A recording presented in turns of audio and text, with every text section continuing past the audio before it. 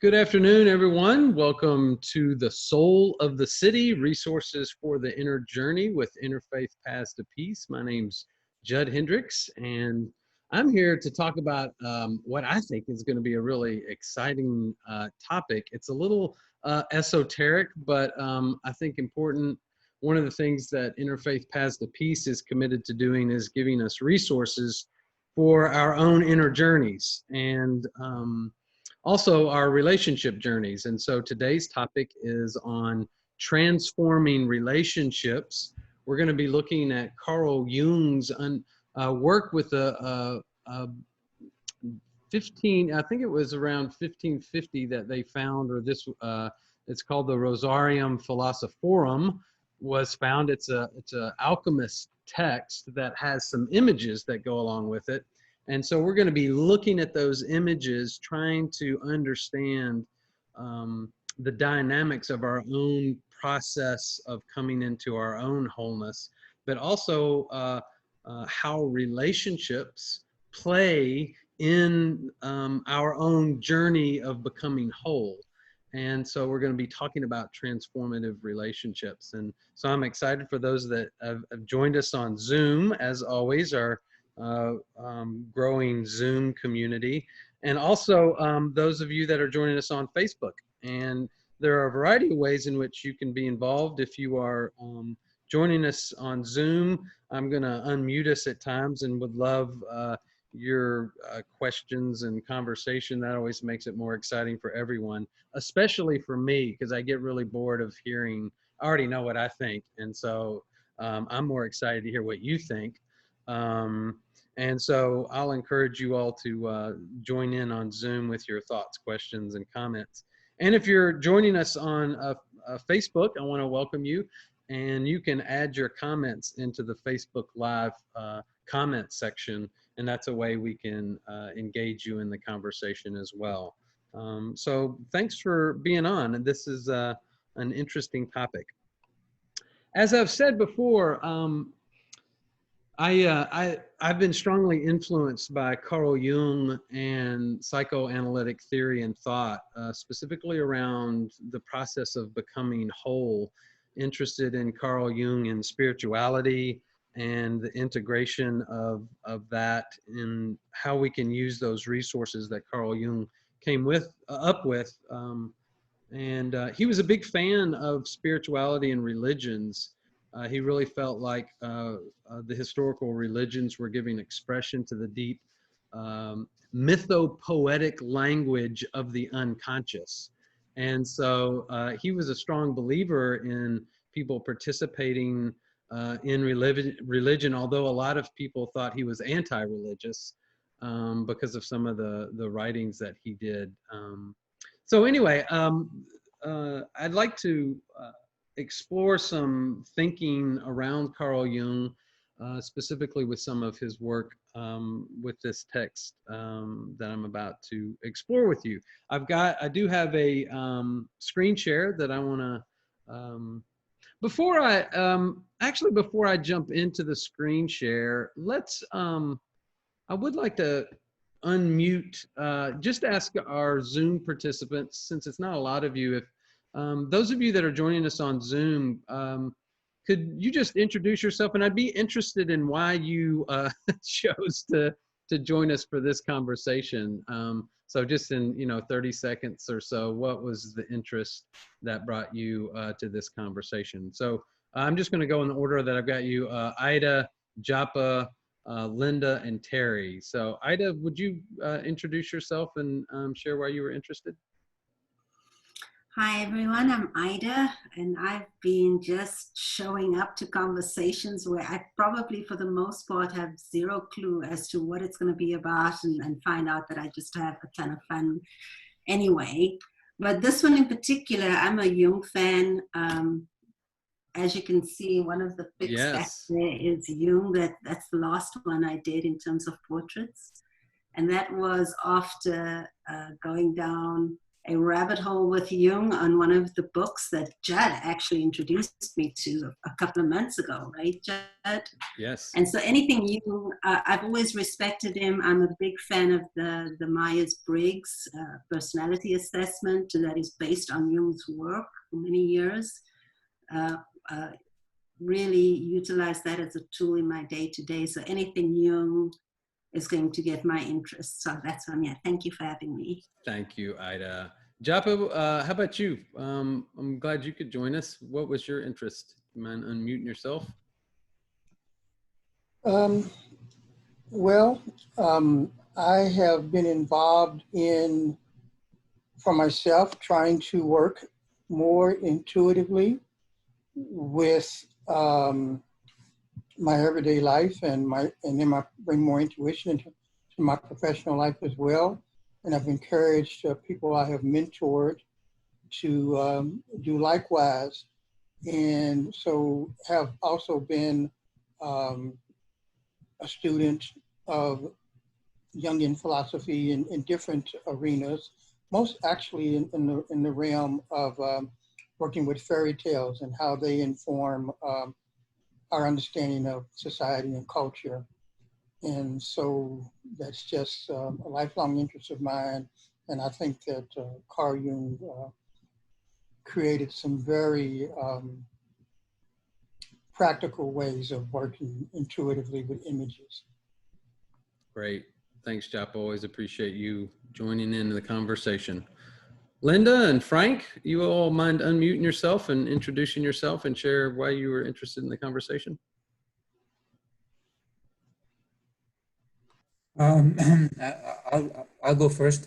I'm kind of I don't know, I wouldn't call myself a student of Jung, but I'm kind of interested. So, you know, if an opportunity comes, you know, it's fine. Although it was difficult because there was you all were offering a whole plethora of offerings this week, and Linda chose this one, and I said, okay, I'll sit with her.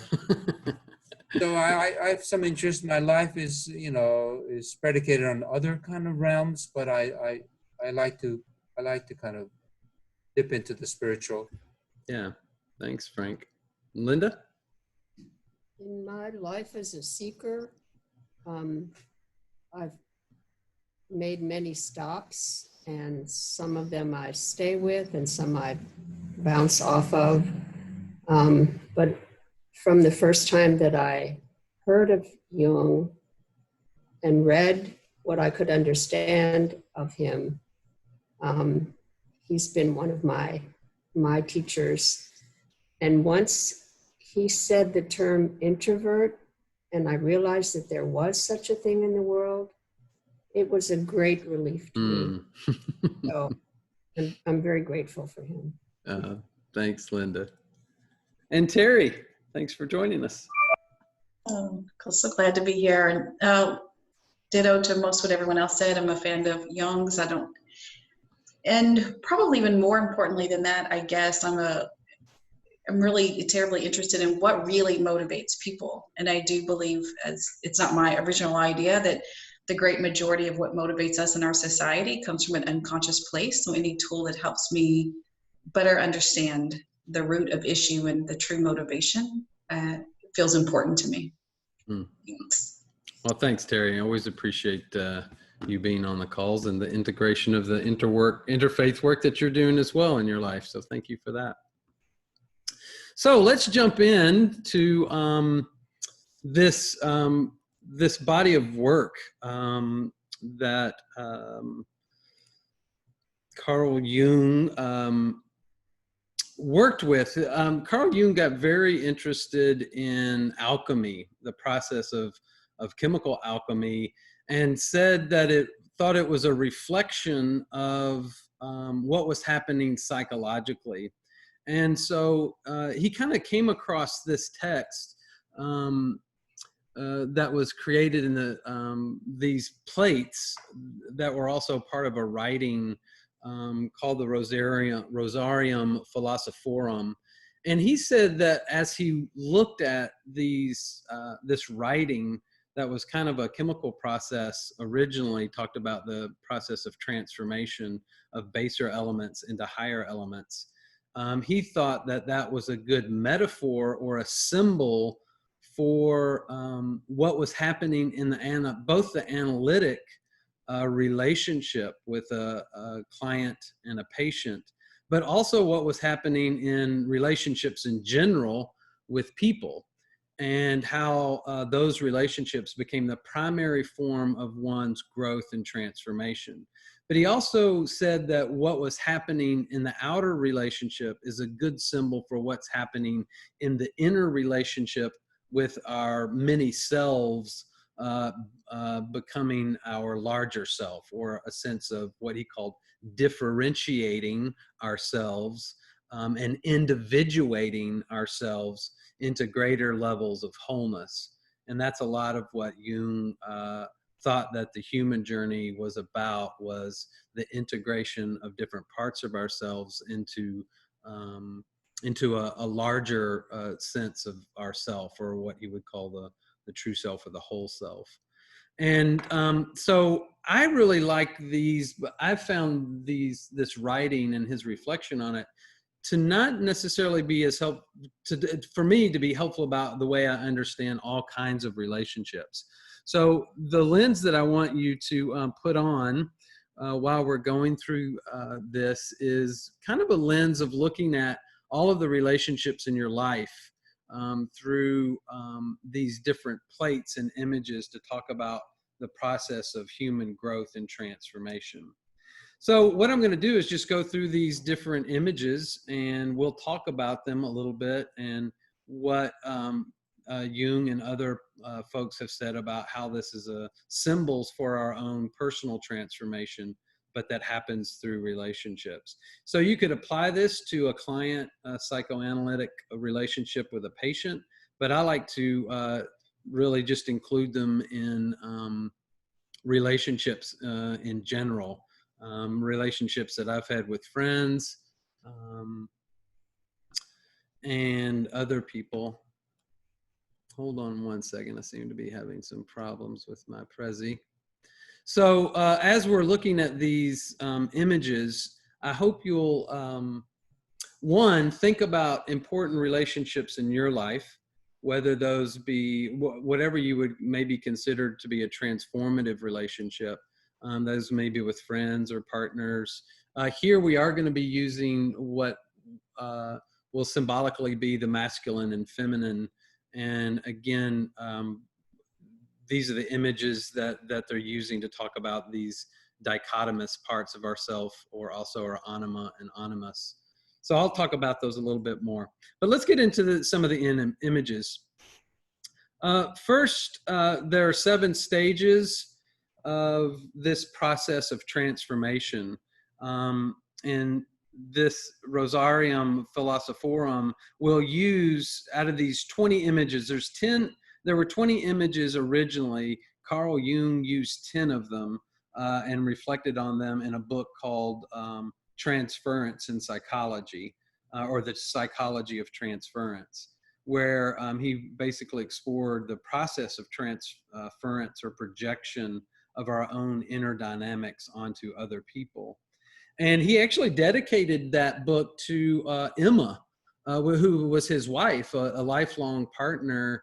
And so it's interesting that he chose his wife to dedicate a book on transference, which feels appropriate to me. Of those of you that are in romantic partnerships, they are fraught with projection and transference. And he was known that they did have a lifelong relationship, although it was a conflictual relationship and many times. And so the biography on Carl Jung doesn't paint necessarily a great, well, what I think we would call, it's a very normal relationship that I think he had, a lifelong relationship, but it also had a lot of conflict. But apparently he was close enough and experienced that relationship to be transformative enough that he dedicated his book to her. So here are the 7 stages, and we'll see how this happens in these different images. First, there's an entry into a vessel of transformation, and so that's what we're going to call the relationship in general. What that relationship is, a container for transformation. And then the second part is a conjunction of the 2 primal archetypical forces. And here we're going to be talking about masculine and feminine, or they could also be seen as other kind of polarity forces that get integrated within us. And then there's a merging into a hermaphrodite and a death or refining stage. So you'll see that the 2 poles get integrated into a sense of oneness, but that's an experience of death or being refined. The force is an extraction or ascent of one facet of the soul into a spiritual realm. And we'll see that that is going to show up in the form of cultivating what's called a rebus, which is kind of the spirit of the couple, or the spirit of the 2. When they come together, they create a third entity or force that ascends into the spiritual world. And then the 5th stage is the descent of that same energy or force back into the couple or back into the individual. And then the 6th is called the return of the extracted soul forces, where basically it's all of these differentiated pieces of ourselves come into a sense of wholeness. And then the final is called the final formation of the stone, pictured as a resurrection of the hermaphrodite. And here, the final image is actually the image of a Christ figure, which Carl Jung also thought was a great symbol for the individuated, healthy self. So we'll see how these slides go through those different stages. The slides begin with this image, which is essentially the total process in and of itself. And so what we see here are the first thing we notice is the spring, or what's called the alchemical vessel, that's got the water in it, that has the 3 spouts, that continues this transformative process. So the water is funneled up and then fills back into what's called the alchemical vehicle, or the alchemical vessel, which we're going to call and refer to as the relationship that we have with another person. Then there are these other images. The 4 stars represent the 4 elements, or the 4 quadrants. There's a 5th star in the center that represents the integration of all of those. You have the sun and the moon, which represent also often the masculine and feminine. And then the smoke that's being released by the dragons filters down and is consciousness itself, which surrounds this whole process. And the alchemical vessel, you'll see, is really important, and we'll see how that changes. But this is an image of the whole process taken all in one slide, and we'll show how this comes together. So the first slide is what we begin with, and so the figures are the king and the queen.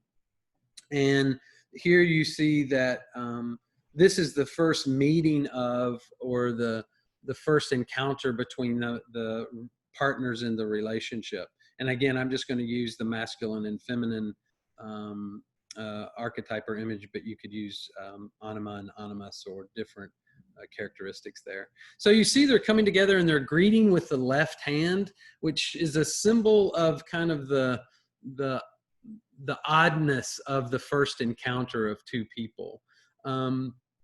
And the other thing that you'll notice is there's the presence of the dove, or the spirit.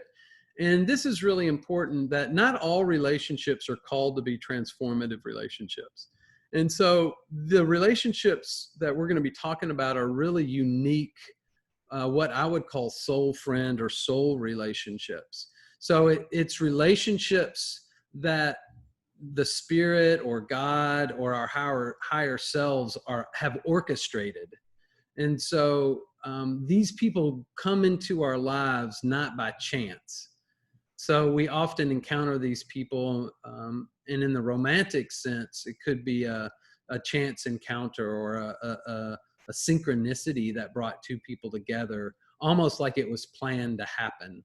And Jung would say it is planned to happen, and it's our higher self bringing other people into our lives that represent unactualized aspects of ourself.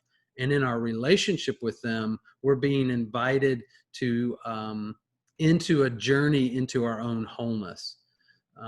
So that's what transformative relationships are. They hold up a mirror for us of aspects of our unactualized self, and they reflect it so that we can then take responsibility for it. So what we see here is they're offering each other leaves of kind of peacemaking. So here they're just entering into the relationship, and we could see this as the kind of the first encounter or the first several dates, so to speak, of a couple that has come into relationship with each other. This could also be a client-patient relationship or a soul friend relationship where there's some sense of mutual encounter of one another for our mutual transformation. If folks have questions, especially if you're on Zoom, always feel free to jump in, or you can put those in the chat box, but I'm always welcome to ask if you have a question or a comment. Feel free to jump in. So this is the second relationship. And so what's really happening here is you see that no longer do they have clothes on. And here, that's very symbolic of the idea that here they're beginning to share beyond their roles and their garments of culture and society or their ego projections. So here they're beginning to be more honest with each other. They're beginning to actually be, to be vulnerable with one another and kind of mutual sharing. Here you can see that they're actually touching the leaves that the other one are offering. And that's symbolic of offering up kind of the self to the other. What we'd often understand as disclosure that leads to greater intimacy. And you can see here that the spirit is still offering to be involved and engaged in pulling that relationship together. It's the center of the relationship.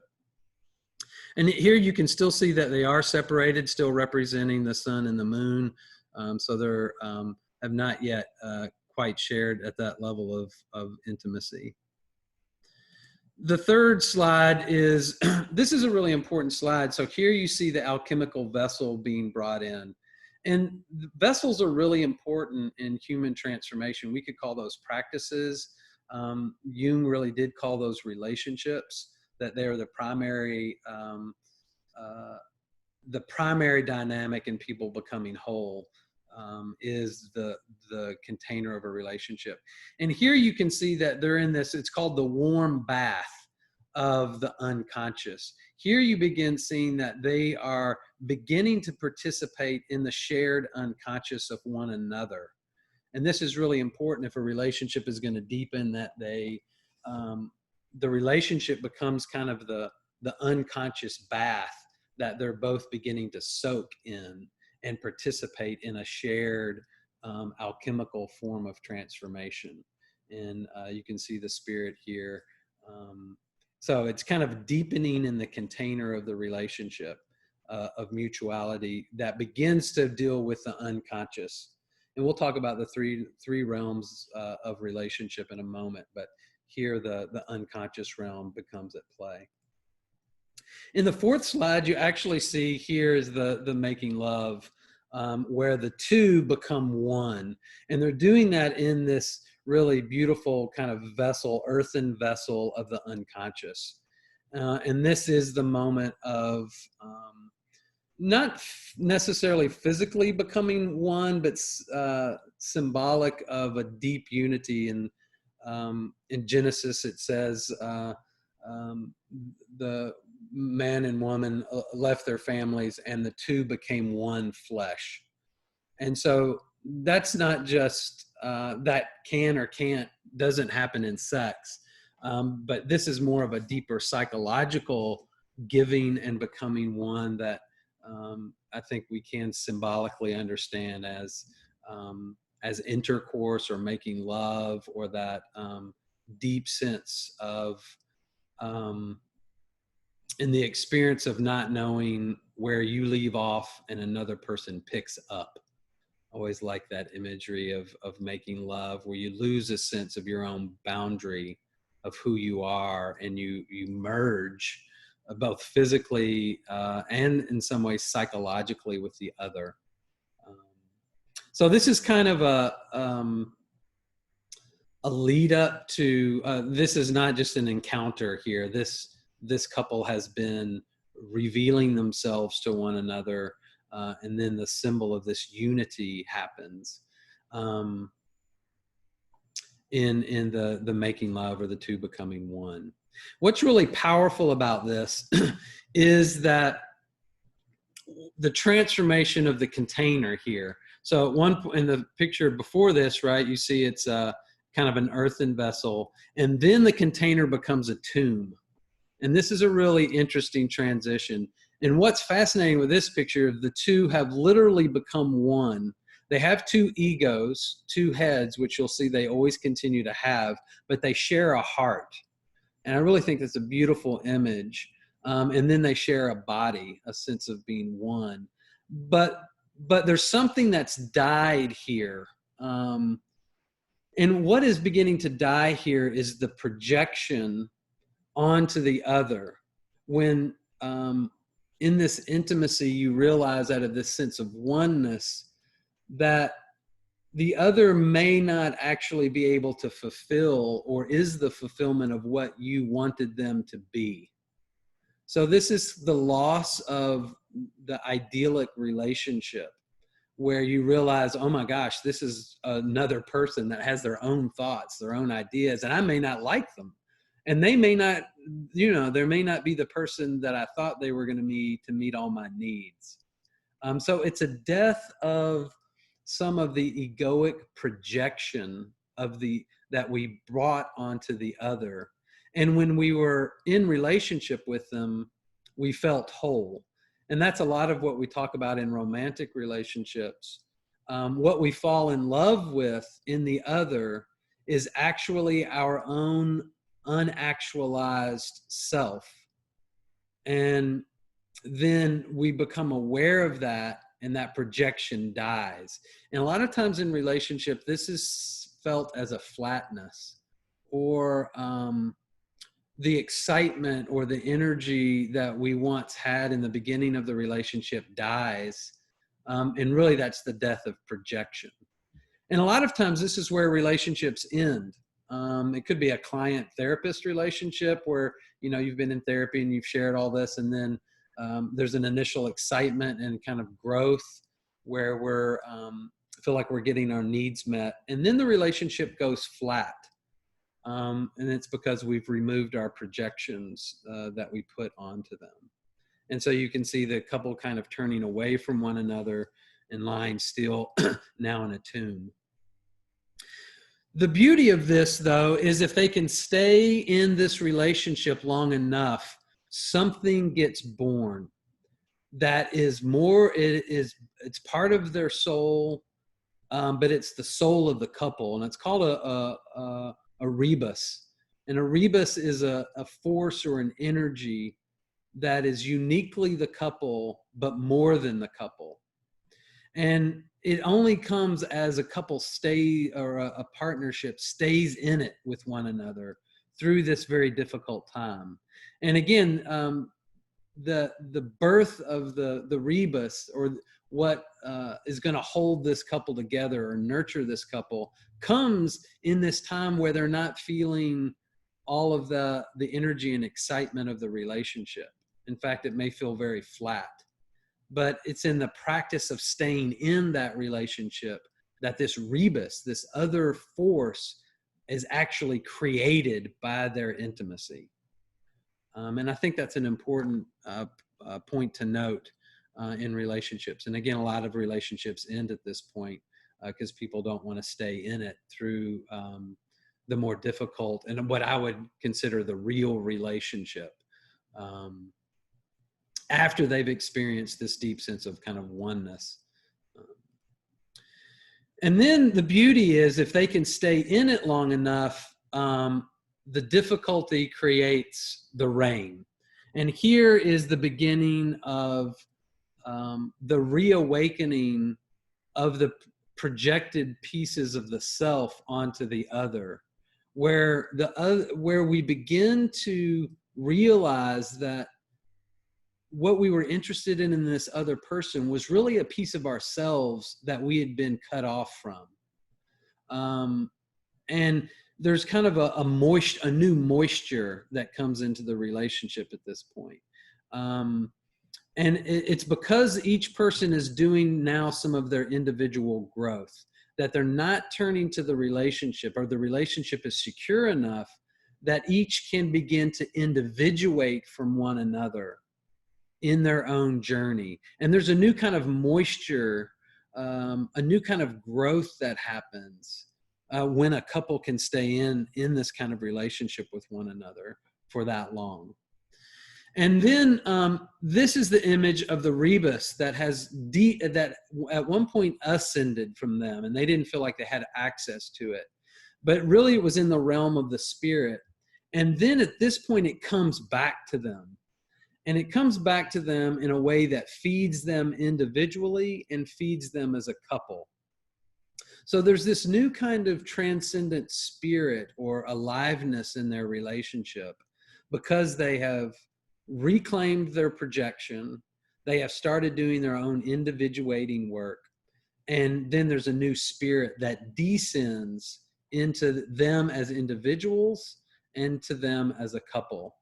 And you can see the crows here at the bottom represent both that the work must continue. It's still the unconscious self and the conscious self in dialogue with one another that always continues. It's always in the back of the relationship, or should be in the back of the relationship. This continual dialogue with the shadow self or the unconscious self. Now, when this happens, this is kind of the birth and the real transformation of the couple. And this here is basically that image of the transformed, individuated self. And what we see here is they're no longer in the bath of unconsciousness, that they have become conscious. And it's a real powerful image of the integrated self. And here you have the birth of the growth of what's called the sun-moon tree, which is the different aspects of the self all take their rightful place. So this is an individual that's claimed their shadow. They've reclaimed their shadow from other people. They've reclaimed their gold from other people. They've taken responsibility for their own journeys, and all of their self is now aligned and is growing. So they have the power of all of these different parts of themselves are now available to them. The sign of the snakes, the first sign is the sign of the three, which is always kind of the process of transformation in the right hand, and then the left hand, the three snakes have become one. And so that's like the symbol of the Trinity. The different aspects of nature, of our own nature, become one, and while being different. So they don't dissolve into one another, but they're in this dynamic relationship with one another. And this really is the image of and you see that they're now winged. So they now have the power of this rebus, or this spirit that is now filling them in some way in their relationship and in their individual growth. And the crow still remains there. So, and here's a note. The crows have typically symbolized death and the afterlife. And I guess that makes sense here. Thanks, Jennifer. Great point about the crows. The death the death of the old self and the resurrection of the new life of an integrated self. So this is where Carl Jung stops. And he, there's a couple of things that he talks about a little bit more. I'm going to go ahead and show you some of these other slides, which I think show the second stage of this process. as relationships and couples and people stay in relationship, one of the things that happens is you see they're winged now, but they're back into this relationship.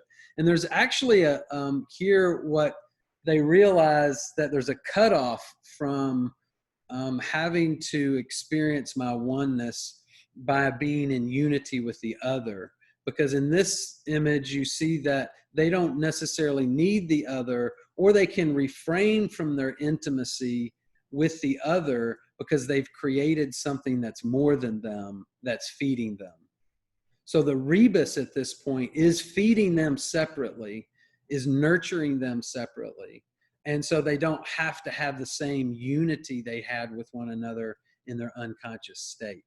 But you can see that for couples can also feel disjointed, even though, so they're realizing they have to remake their relationship because they're not as codependent upon each other. This is the challenge of what we would call individuating while staying connected. And that is a really important process. And if relationships are going to be transformative relationships, that each partner can individuate and have their own wholeness, remove projection from the other, and then stay connected. And you see that they go through a very similar process. But in this chance, there's a death and a real beautiful kind of enlightenment of one's own individuality. That allows one to come back into relationship. But you can see that there's this pattern of relationship. That doesn't mean that the relationship is all what we would call hunky-dory. There's a new reality to it that's much more real. And in some ways could be difficult, but this is how couples in the second half of life, or if they're going to have a mature relationship, have to renegotiate the relationship. Understanding that each one is now individuated and doesn't need the other in the same way. And you can see that they, in that process, there is another rebus, or there's another ascent of part of something they create.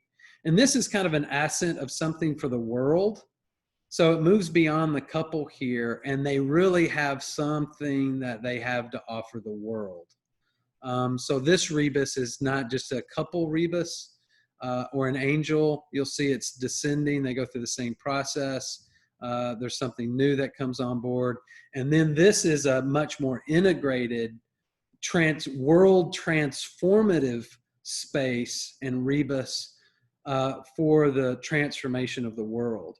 So this is couples that have stayed together, or partners that have stayed together through these different life stages.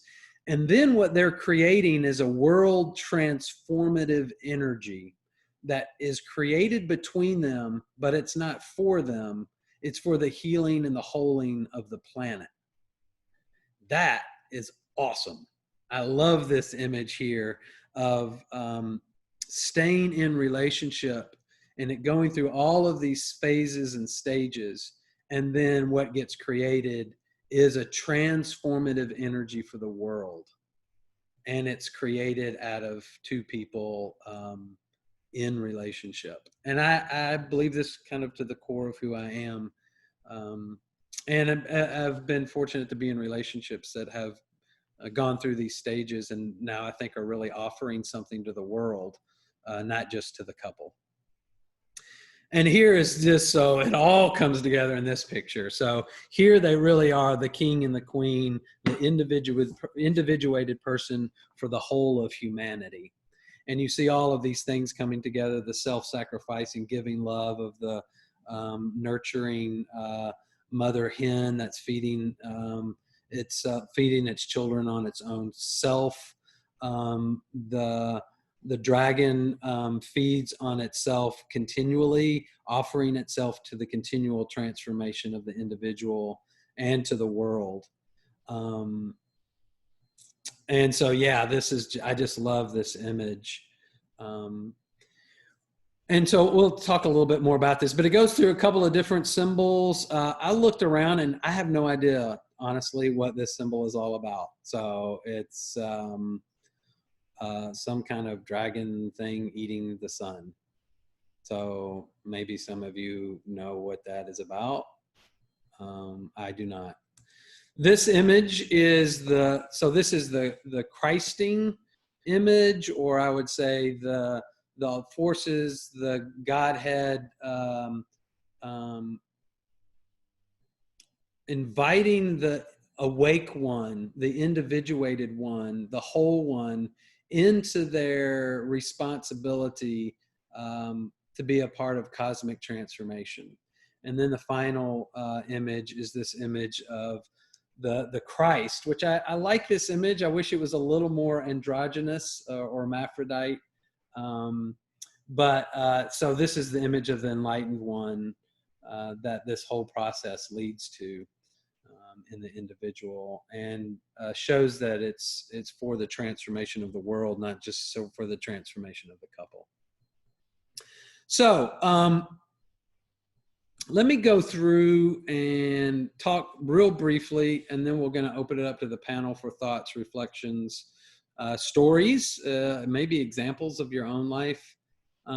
So if we're going to look at transformative relationships, to the degree that it is a transformative relationship, these are things that are part of it. So one is it gives birth to a rebus, a force that is made of both, but also greater than either. It also generates a flow of images that deepens and clarifies one's perception of the self. So a transformative relationship becomes the container by which these images of our future self begins to emerge. So a transformative relationships invites us to imagine ourselves more whole, more integrated, not diminished. A transformative relationship crystallizes one's attitudes and feelings towards life. So it's a life-affirming relationship. And it helps bring, crystallizes, I think is a great word, it brings desperate pieces together in a unified whole. And that's what a transformative relationship can do for us. It arises in the relationship, there are new fantasies and images of one's future and reframes one's memories of the past. So in some ways, we experience a wholeness in the relationship that then helps us understand our individual wholeness in the future that's not dependent upon the relationship. So it gives us an image of our wholeness that we experience in the intimacy of the other, but that wholeness invites and encourages our differentiation. If it encourages dependence, then it is not a transformative relationship by definition. It brings forth a new horizon of meaning in one's inner and outer work. So new meaning in life come on board, both inwardly and outwardly in our work in the world. Transformative relationships both attract and repel. And this is really important. Transformative relationships are often very conflictual, but that they're drawn to each other because they know they hold pieces for the other to integrate, and that therefore they're attracted to one another, but they're also repelled by one another into their own individuating. And I love that these relationships are very conflictual often, in the sense that they bring up all of our shadow work. They bring up all of the pieces that are wounded in us. And so there's this moving in and out of the relationship that almost continually happens throughout its life. But they've learned how to do that in ways that are life-giving and not diminishing. The relationship provides an image of one's wholeness that can be remembered. And I love that, remembering of our own wholeness. So here's some notes on how to cultivate transformative relationships. And this is a lot of some of my take on that. So for what it's worth, take it with a grain of salt. The first thing in creating transformative relationships is deeply trust the synchronicities that brought you together. And those synchronicities are your transcendent wholeness offering you a container for your particular journey. So I think we fall in love with soulmates, with friends, with mentors, because they hold a piece of our unactualized self. And then in relationship with them, we get to reclaim that. But they've given us an image of our future self. And then that relationship becomes a container for each person's individual journey. Also be aware what you are falling in love with in the other person is an element of your unactualized wholeness. And the goal will be to remove that projection from them and actualize it within yourself while remaining in relationship with the other as they do the same. So if you want to know why relationships are so hard, it's because of that, right? That is so difficult to do because in some ways we fall out of love with them, or I would call it out of projection with them. And then it's the real work of a transforming relationship. Sometimes we can do that, and sometimes we can't do that. But that's the work. Tend and cultivate the 3 realms of connection. I think this is really important. I understand that we have kind of 3 realms of who we are: a middle world, which is our egoic world. It's the world we live in culture. And we do have to spend a lot of time navigating just cultural relationships. And, you know, if you choose to have children with in a transformative relationship, there's a lot of the middle world that you've got to work out. So there's got to be a lot of communication. And there's actually a lot of very successful cultural relationships, but that doesn't mean that they're transformative relationships, because they may not integrate the unconscious elements or pay attention to the transcendent realm, which brings them together. So they may not do work on these 3 realms. So middle world's really important. Upper world is, do they have practices of connecting to the transcendent together? Do we have places, and it may not look the same for each couple, but does each person in the relationship, are they connecting to the spirit or to the whole, to God, whatever language they would use there? And that is the very oneness. Are they tending to the oneness that's manifesting them as a particular, is the way I like to say that, or think about that. And then the lower world, are they paying attention and honoring the unconscious dynamics of the other, right? And so how do we do that? Well, that's where we become a mirror for other people. And, you know, Carl Jung always said there's 3 relationships. You know, there's the that are in any one person, and a lot of what's happening is the unconscious relationships of the other are in conversation with our ego, our higher self, and our unconscious. And so can we honor the unconscious dynamics of the other and let ourselves be a place where that gets played out without accepting the other person's projection? So do you feel the challenge of that, right? It's allowing ourselves to know that we're receiving both shadow and gold projection on the one that we're in relationship with, and allowing ourselves to be that space without allowing ourselves to accept that projection. That we let them have the projection and stay in relationship with them. And that's really difficult. And the final is trust the synchronicities and bring you together as your transcendent wholeness, offering you a container for your particular journey. I just think our souls will offer, or the higher self, God, will offer our next step through relationships. So be aware of people who come into your life. And they don't have to be lovers or partners. They can be mentors, friends. And in some ways, I don't think we get to choose those people.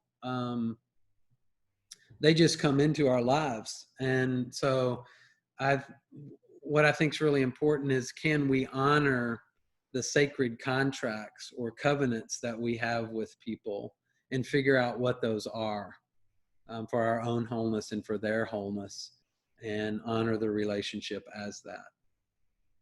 So that's all I've got, folks. I know that was a lot, but I'd be really interested in your thoughts, comments, if you have examples of this, or if you want to reflect more on some of the slides, I can go back to those. So, yeah, those of you that are on Zoom, please unmute yourself. If you got a question or a comment, you're on Facebook, please add that in the comment section. Let's have some conversation in the time that we have remaining. Japa, love to hear your thoughts. Yeah, so when you first went through these images, when we were before the coronavirus, I was really excited about seeing how I could bring them into the work that I do, and I didn't initially see how I could, but this summer, of course, I've been mentoring teachers, and one thing I do with teachers is that I have them develop what I call a calendar of the soul with their class. And the way they do that is I first have them work out of their unconscious an image of their class.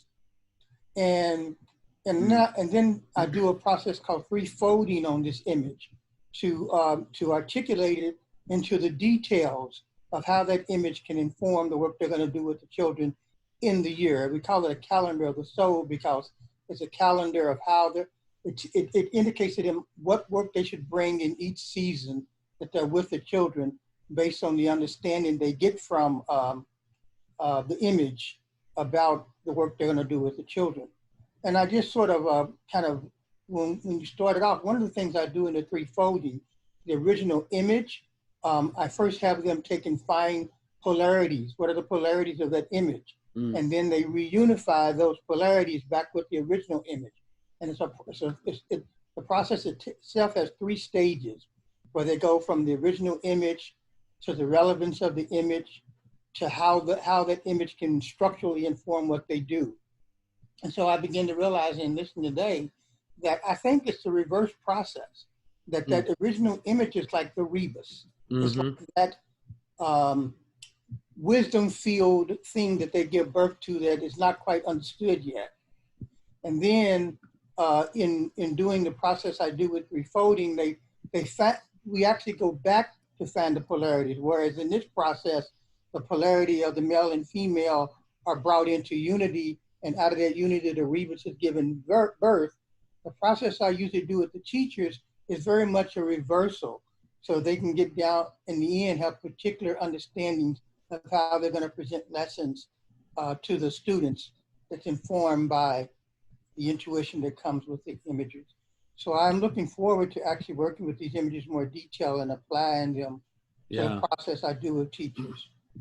Japa, I love that application of this. And if we were to see our classroom as the alchemical container, or our relationship, the classroom, the class itself, as the alchemical container for the transformation of the group and the transformation of the individuals. And I love this idea that teachers may be able to be given this image, which is, in the way Jung talks about this, is this image, once we get a glimpse of it, and of course, this image would look different for everybody, right? It's an image of what you're saying of the whole classroom, or an image of what the classroom wants to become in its wholeness. And if they can get some sense of that, this image then feeds them, as you're saying, into the practicalities of what is the container that needs to get created, right? What's the alchemical container for their transformation?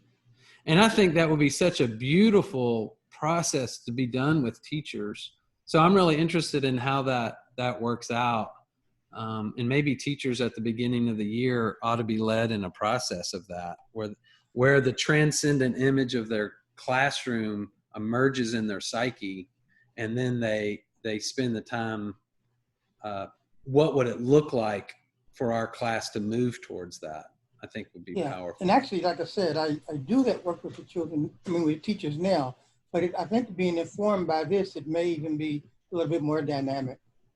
Yeah. And I think this happens in groups as well. Like I've been in transformative groups where the group is the container of the alchemy. And this happens not just with one person, but this is what's happening with individuals in the group. So the group that I lead, I've led for 15 years, called Emergence. That's exactly what that group is. It's a space where everybody's individuality can be nurtured and seen in a transformative alchemical container. So what if corporations, what if our city, right? What if our city did this?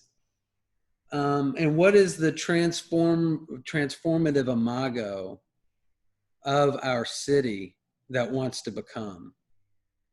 And I think that ultimately for the soul, for the city, that is what I'm hoping we can do, is our artists and folks that are aware of these powerful unconscious energies and symbols can give birth to, so that we can live into it. In fact, there's a group that's called, is doing that with the beloved community. So there's kind of a new symbol that we're using, which really an old symbol of Dr. Martin Luther King, but we're hoping it can be a transformative image for who our city's going to become. How about some of the other folks on the call? What are you thinking? What's coming up for you all? You all are always interesting people to be in dialogue with. Or anybody that's got any comments on Facebook Live, please add.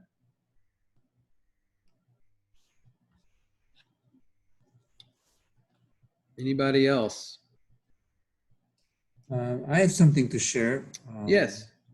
I just thought about it. Around when I went to Kent School in 73, 74, 75, I think I came to Kentucky and, I was under 26 and I wasn't very proud about my friendships, especially my male friendships. Mm. So at some point I put out kind of a little kind of handwritten note. Anybody wants to join a men's group? Let's start a men's group. And we've been still meeting. Mm. And so I'm trying to think of how to, so I was looking for something in other men. Yeah. It was a conscious, in this case, it was a conscious seeking. And we still meet, we've been Zooming along. Yeah. So I'm gonna be thinking about what we discussed today. Yeah. How would Jung see our evolution? And yes. Yeah. And I really think that, Frank, I'm so glad you said that. I have a few transformative men relationships that go through this process as well. I mean, again, these are symbols of different parts of me, and sometimes I can integrate them because I find them in men. I have some really good relationships with, I think, men that are highly emotionally intelligent. And in my relationships with them, I have access to that in different ways, or I give myself permission to honor that part of myself in ways that are different than sometimes with my relationship with women. Yeah.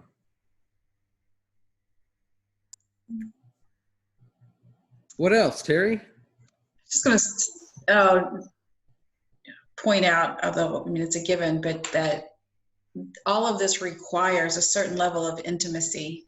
Mm. So if we're not being honest and intimate with the people around us, then the process is oppressed, for lack of a better word.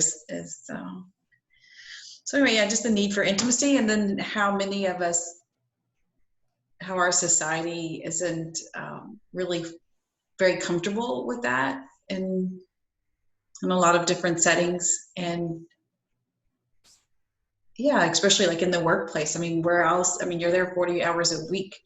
what a great idea to be able to work through some of your shadow and projection stuff in the workplace, but how many workplaces make room for the time and intimacy to identify that and to process through it. But anyway, just it encourages me to be more honest and open in my relationships so that I have more potential for growth. And it also excites me because the idea that I'm drawn to the other pieces of myself, because I tend to hang out with some pretty cool folks, so that makes me Yeah, that makes me right. pretty happy. And I have this like super crush on Father Greg Boyle. Yeah. I figure if I come out a little, even just like a slice of him, then yeah, I'll be doing pretty damn good. So Well, and that's what a crush. That's what a crush says. A crush says they hold some piece of my unactualized self. And so the job is not necessarily to be in relationship with them to get it, but to actualize it within myself, to take responsibility for what is that they draw out in me and are inviting me. That's kind of what the true mentor does for other people. And Terry, I want to go back. This is a big change right here, right? I mean, these were the initial slides, but from the initial meeting, which is awkward, and they both got their clothes on, right? They got all their ego projection. But from that slide to this slide, that's a lot of work. And that's just the first slide. But, you know, how many spaces will allow us to actually be vulnerable and bare with one another? And what they're offering there is their self-disclosure in this image. And that's really hard. You don't even get to a transformative alchemical container until a lot happens. And I think the question you asked, Terry, is a great question. Can we create organizations, communities, families, relationships that will have the possibility of creating just the container for our transformation? And I would imagine that a lot of this is going to have to feel like friction to bumping up against one another and be pretty uncomfortable at times. And, you know, a lot of times we're wired to run away from that, or when we rub up against people in ways that create anger, our instinct is then I don't need to be around that person.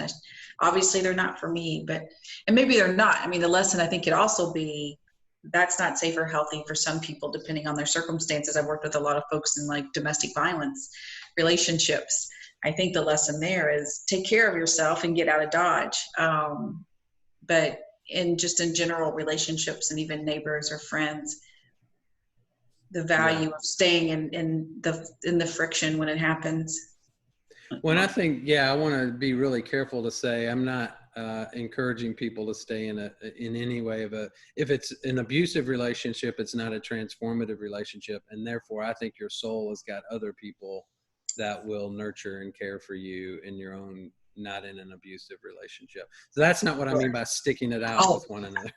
I knew that's not what you were meant. I was just playing through my own professional experience and where I've been with people. So thanks.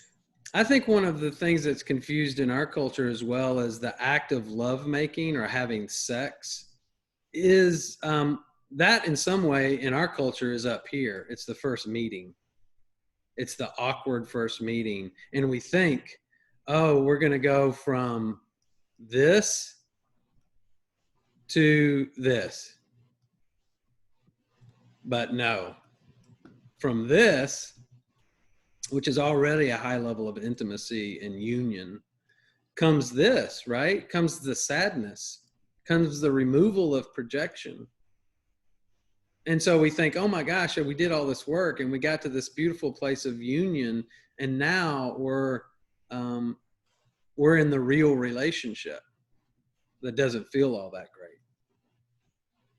You know, there's again, going back to my work with teachers and children, is that the first process we do in what we call the child study toward building an image is that the teacher has to learn how to objectively observe the student.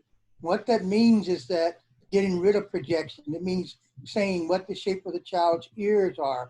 That's objectively what you see before you.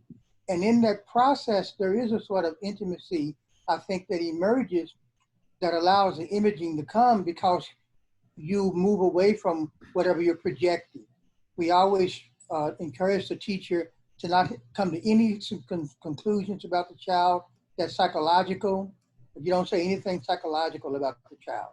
You go from careful, loving observation to image, to the birth of the image. And then the image is where the wisdom about the other is held. And so you don't have all of that stuff in the middle between the careful, loving observation and the birth of what I would now call maybe the rebus, out of which the wisdom can unfold. And I have participated in what I call dyads with other people, where you just sit and do careful observation of the other without any speaking. I don't know if you're familiar with those. And I think those are a way of getting past the awkward places and moving toward a little bit more intimacy by observing the other without as much projection. In those dyads are according to some criteria that moves away from the psychological. So anyway, that's just an offering about that. Yeah, sometimes in emergence, we've done practice where you actually sit across from another person and you draw their portrait with your left hand. So you're having to tend to just what's in front of you without your interpretation of it.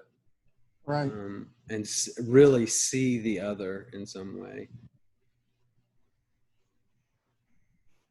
Yeah, this seeing of the other, the capacity, and I like the word behold, the ability to behold the other without one's needs or projections on them is just completely in and of itself transformative. And creates the alchemical space of their transformation to be able to behold them. What else is coming up for folks? We got a few more minutes here. Anything else that is emerging for people? Anything on anybody from on Facebook want to add any comments?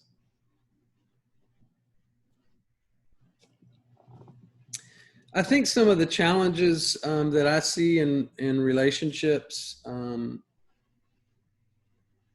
one is I think our culture has not done a good job of creating containers for these kinds of relationships or practices for these kind of relationships. And a lot of, in kind of Western, I don't know if it's Western thought, but like the marriage container is supposed to be the relationship that does all of this for us. And I just think that is not, I mean, marriage relationships can be that, and it'd be beautiful. But I think one of the things that I talk about is the polyhydrinal nature of the human personality, which means we're multi-sided. And therefore we take a variety of different people in our lives to connect to even let us know we have those sides. That's why we light up with different people at different times in our life, men and women, but they light up pieces of us that we didn't know we had. And I think marriage is one of the only containers that we have to do that. And we don't even allow that container a lot of tools for it to be a lifelong transforming container. A lot of relationships end before they actually get to the transformed imago image of that wholeness of the self, because they just continue to be the place where I'm projecting my unactualized needs onto the other. And if they continue to be that, then, you know, you'll never get to the realness of the other person, and you won't get to your own growth. The other thing that often happens is when somebody does start growing and individuating, then they, the other person is resentful of that and feels dependent on the other person to stay in that relationship, because they're still projecting their wholeness onto the other person. They don't know how to be whole outside of the relationship. So it's an anxiety producer for them. And then that's where you get into the one person growing, one person not growing. You know, like something personal, like when I first, after I proposed to Karen and we were going to decided to get married, and we had a very awkward transition as we were before we got married. And into that one point, you know, I said to Karen that, well, we will either grow together or we will grow apart. And both things were fine. The issue was growth. You know, out of this relationship, we could either grow together or grow apart. And either one of those are fine avenues of growth, outcomes of growth. And that really diminished the awkwardness in our initial planning tremendously. Yeah. After that, said, okay, well, that'll work. Well, and then we get to then we're always negotiating what does that container need to look like in order for both of us to grow. Yeah, but we don't give people tools to do that, I don't think, in relationships. That's beautiful. We can grow, but the idea is that we're growing and offering our wholeness to the world. You know, if our relationships aren't promoting that in us, then we need to look at the relationship. And I love this idea that the rebus is not for us alone. The second one especially, that it's for the healing and transformation of the world. And that partnerships really can become the space by which by which communities are healed. There was a comment, I'm so glad I came upon this discussion, the projection on another and being drawn by certain qualities, and those qualities really within us, but we need to address to allow it to awaken and grow. When I met my husband, I was drawn to one quality, humility, and I've worked on that for some time. That's a nice, beautiful integration of that which we fell in love with. Terry, do you have something? Yeah, I was just going to add that I wish we talked more, and some of us are, but I wish we just talked more in our families and in our society that growth doesn't have to be painful, but that it often is. I mean, it's just, and so when you talk, you know, growing together or growing apart, that a lot of people feel like they're growing apart, but it's just because they're not comfortable entering into the discomfort and the pain of their own self, their own personal process. I mean, it doesn't have to crush you. I mean, it's different for everybody depending on what your life story is, but it requires a commitment to walking into the hard stuff and staying through the pain and being uncomfortable and maybe sometimes being sad or being angry or being whatever it is for a while, but we don't. And then I think there's also a lot of spiritual bypass that happens where we think if we just think about something, and I mean, not to minimize anybody else's belief system, but this, if we think about it, it's going to happen and it should happen easy. Well, maybe that's true, but I've not seen that to be true in my life or anybody else's. People who have made big growth and changes in their life have had to walk through hard stuff typically. And I just wish we talked more about that. I think we need to talk more about it, because then you understand it becomes more of a carrot instead of something to run from. Not something that we want for ourselves. We don't want to be in pain. We don't want to be uncomfortable.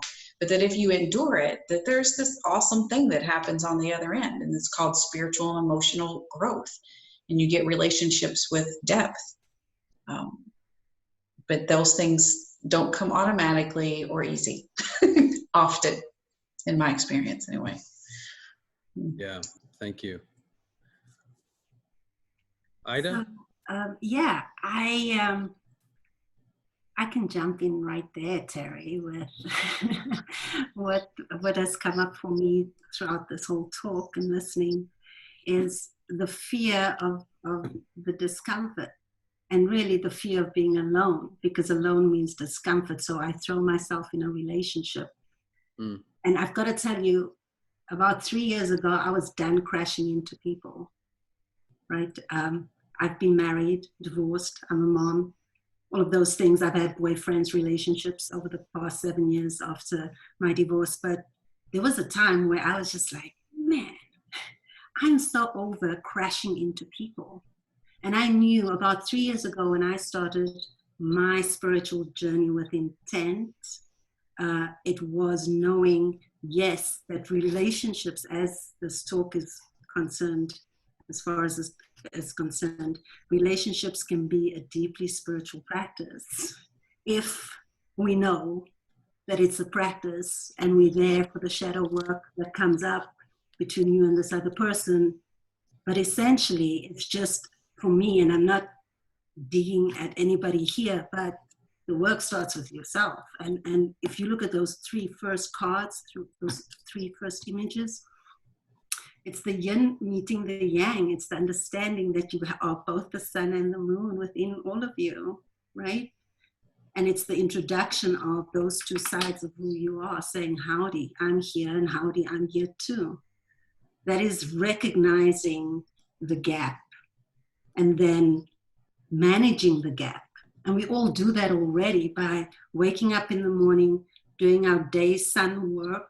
And then when we come home from work in the evenings and crack that first beer and kick back, we kick into our moon space, our contemplative space, our meditative space, where we start processing what has happened during the day. And we do that internal work, right? We kick into our moon. But then managing the two and recognizing the two, and then working towards closing that gap within us, which is, I think, that third, fourth slide you have there, Judd. So the first slide is the vision, right? Yeah, this is the reality, is what you're talking about. I mean, it's all, we are all of that going on. The next one, for me, what comes up there is me meeting myself. Yeah, right. My eye. It's my eye and me shaking hands, a stranger. And then the next slide is, let's get vulnerable. Yeah. Who are you? What are you? What role are you playing? Who am I? What am I doing here? It means stripping away all the titles and identities and just appearing as, this is where the shadow work happens, is in that little tub in the fourth slide over there. Is when you really get intimate with yourself and the self-love and healing. Because, you know, my daughter and I have been binge watching RuPaul's Drag Race. And at the end of each show, Ru says, if you can't love yourself, how the hell can you love anybody else? It's that truth, you know, of finding wholeness within yourself before you can give yourself to somebody else in that way, or even hold a space for somebody else in that way. And if you are grounded within yourself, then yes, you can hold space for someone else, right? You can recognize that you're the space holder for that person. But it's always going to come down to unifying first the animus and I'm not sure what the other word is. Anima, yeah, the anima and the animus. Yeah, your yin and your yang, the sun and the moon within you, because you encompass it. And only when you can embody all of who you are, the good, bad, and the ugly bits, right? At that point, can you then show up in whatever relationship, whether it's a friendship, whether it is a colleague, whether it is the cashier at Kroger. You show up because you embody all of those parts. And so you can quite easily recognize folly around you and not buy into it because you're not invested in it. You're not lost. You're not looking outside of yourself to fill something inside of yourself. So this is why I love Jung, because he's able to take this very far out knowing that we all have and put it in a picture form and pictures and simplify it and say, look, this is what it looks like. Here's the sun and here's the moon, and you are both. Yeah. Meet yourself first, right? Well, he's saying that these are images of what happens in the self, but that work can only be done in relationship. That you can't actually do the work outside of relationship, because it's in relationships that we bump up with those things that we are unconscious, and it's in relationship that the unconscious is most at play. So but it is about our individuative transformation. Yeah. If you know it's a practice. You asked me the other day on a conversation we had, so when do you do your shadow work? And I said every day, because you bump into people every day. Yeah. Whether somebody honked at you in traffic for not being alert enough, if that triggers something in you, which it did for me for a long time, I swear. Anytime somebody honked, it may not even have been for me, there would be a visceral reaction in me. So I'm just saying, my everyday is where we can do the shadow work, is when it's a co-creating experience, but understanding the work is yours to be done, Yeah. Well, I want to thank you all again. I know today may have been a little esoteric, but as far as giving us tools for doing both our inner work of wholeness and our outer work of relationships, I hope this at least gave us some things to think about. Once a month, I'm doing on the Soul for the City, I'll be doing a Jungian practice. We're looking at a different Jungian aspect for the inner journey. So I hope you'll come back and join us for those. And we've got a really exciting week of programs coming up. Want to encourage you, since Ida's on, tell us about Boardroom Buddhists real quickly on Wednesday. Goodness, so exciting. This thing gets more exciting by the week. So this Wednesday, we're asking the question, can lawyers become healers? And I love stuff like this. We put two ends of the same stick in the same space. So we have guests, two public defenders, Tom Williams from right here in Louisville, and Jeannie, oh my gosh, sorry, her last name escapes me now, but she's a public defender in Chicago calling in, and we have Ayana, she's an up-and-coming JD, still in school, law student, millennial, having some really deep conversations around how we bring all of who we are, regardless of the role we play, to the role we play. And this week it's going to be talking to attorneys and how we can incorporate the healing into the process of law. So exciting stuff. Hope you can make it 3 o'clock this Wednesday. Great, thank you. And then Thursday, we have a good conversation on building Black wealth, why it matters, and how do we do it as a community. And on Friday, we've got a great program at 3 on the Enneagram and money with Carrie Van Winkle. She's a local person that works with money and psychological ways in which we relate to money. So that's Friday at 3 o'clock. Hope you'll come back and join us. And then every morning at 9 o'clock, we have an Interfaith devotional. So thank you all for being on today. Blessings to you, and may all your relationships be transformative ones. Thanks. Peace. Thanks, Ed. Cheers. Bye-bye, everyone. Cheers.